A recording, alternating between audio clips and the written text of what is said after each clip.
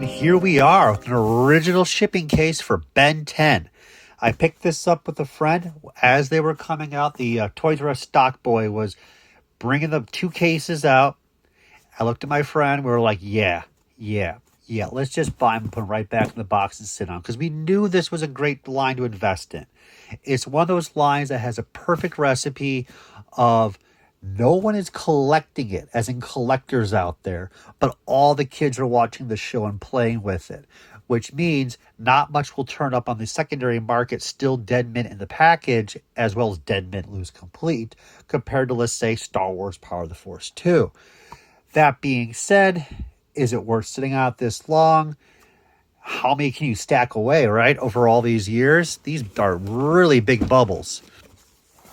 So let's see what I packed up, because I actually don't remember. We split them up, and I kind of suspect my friend got the better characters when should have been paying attention a little bit more. I did watch the show as it aired. I watched up to a couple seasons. I remember they relaunched the character in that new style animation, and I was just like, nah, we're good, no more. So we have the original Ben with the skateboard. These are probably all going to be first and second series. But even then, we already knew like some characters were uncommon. Ripjaws, especially Ghost Freak, they were more difficult, in my opinion, on the shelves. I didn't buy as much as I could. Didn't buy as much as I should. But at least I got some pieces here. Nice.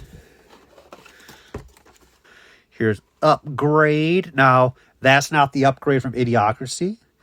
It would have been amazing if Ben-10 could change into that upgrade, but no. Popular figure. This is an earlier package. Very nice. Bandai did a solid job. They have a lot more quality plastic put into their toys. A lot of these Ben-10 toys do survive. And here we have Accelerate. Very difficult to get that little face mask piece in a loose figure. It makes a huge price difference. Take a look at the box. You could fit 80s toys like G.I. Joe and Star Wars. You could probably fit 50 plus figures in a box like this and put it up in the top of your closet. And that investment over time, as we are all hoping of other toy investments would be like that. But you can only fit, 10? But we only have 10 carded figures here, and the bubbles are so thick that you can only buy specific characters. When you're in your early 20s, you don't have the space, let alone the money, to go buy out 200 Ben-10 figures and just sit on them for all this time. And of course, as you look back all these years, it was fun to invest. It's nice to have clean carded samples, literally case fresh. But of course, you could have invested in many other things. But hindsight is 20/20. Enjoy and love what you collect. Here is the Bounty Hunter. Lenticular is always a positive. I think that's a great selling point for the Ben-10 series. I don't know if any kids were really attracted to that in the store shelves. I get loose ones all the time. And as I was picking these up, we always knew that the Morpher was going to be huge. Now, I just refer to the term Morpher as like an in general transformation device. The Omnitrix first version, that was very difficult to get at first. So parents were paying an extra premium at the time. And then, of course, at one point, they just flooded the market. I picked up, I think, 10 of them just to sit on. And I did very well with those because at some point, the markets always go up and they goes down. So I found the good stash of them when the market was around $400 each. And I just let all that stuff go. Of course, keep one for yourself. Here's Forearm. I like how it says Ben Henderson is. Like, oh, the kids were unaware. The kids just had no idea. There's an early card coming soon.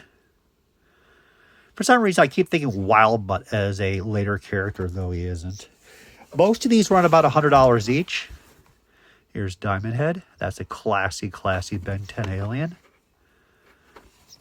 Some go a little bit more. Some go a little bit less. I've been focusing on picking them up. There will be more characters I'll be digging out of these tubs. A lot more. But this is like the master case I kept from that one purchase. I did try to pick up as many loose figures as I could, loose Omnitrixes at the flea markets, and those all panned out very well over time. You know, you're paying $2 each, you sell them for 80 to 100 each. Later ones are a little more flip-floppy. People want all the discs. They all want the clear crystal figures that flip and go on top that light up, but all those came with each figure, so you usually don't find them with it. I did go to Singapore at one point, and I went to a discount store, and they were blowing out an Omnitrix from the last series for $7 each. And I should have bought more. Let's put it that way. I bought like 7 of them, threw them in the box, shipped them by sea to me. But I bought also Power Rangers Megaforce figures, like the smaller 4-inch figures, $1 each. And I just should have bought less of those, obviously. And I did sell the Omnitrixes for around $200, $250 each, maybe a little bit more. And again, kept one. Yeah, Cannon Bolt's always cool. But it's just nice to be like, hey, I was there. I picked them up. Ripjaws was really freakishly looking. The werewolf, too. He was 3rd series, if I'm correct. Everybody wanted the werewolf, and he was a short pack, too. And I did remember he was a much stronger, valuable figure. And the 2 Bens. Because, as I said, Ben was more popular. I'm assuming now that the friend that I had, he was picking up, like, Heat Blast, Gray Matter. He probably got the Ghost Freak and the Stinkfly. He knew what he was doing. But overall, here's a sample of just getting wonderful Ben-10s from the store and then packing them away for longer than I should.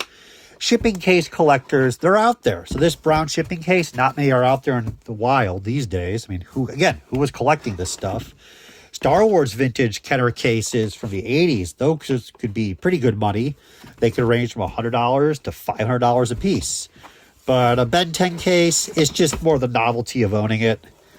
But you're just not going to see it that often. I don't think there's going to be a point in like 2030 where people are like, please sell me the Ben-10 shipping case for $200. Yeah, but you never know. Yeah, I should have stacked them this way. So we'll have more popping up of Ben-10 for sure. And this was just a short, fun video to show what we have.